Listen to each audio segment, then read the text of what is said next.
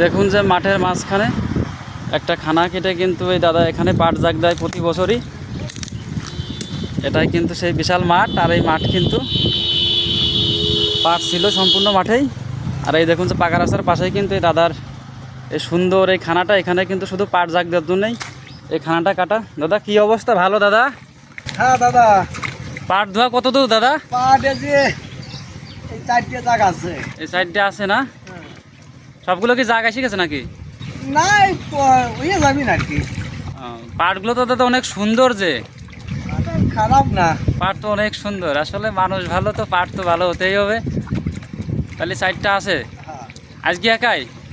আজকে একাই মানে জাগা প্রতিদিন ভালো জাগু আসলেই ছুটিটা জাগা বেড়া যাবি নি, তারপরে লোকজন নিয়ে ধোয়া। লোকজনের নাম্বার। তাহলে দাদা এভাবে কতগুলো ধোয়া হয় সারাদিনে? আমরা গেরঞ্চল আমরা তো ভালো পারি না, ওই একাম সে কাম করতে করতে মানে- আডা করেছি। হ্যাঁ, জাগাগুলাকে 3 4টে ধুইছি। হ্যাঁ, তারপরে যে ভালো পারে 250-300। 250-300 ধোয় ভালো করা লোকজন না? আমাদের কাছে দুইছে কাম তো দুইতে পারে। মানে বাড়তি কাজ করতে গেলে তো আর এই কাজ যাই করবে না, একটানা করতে পারলে দাদা একটু ভালোই দেওয়া যায় না?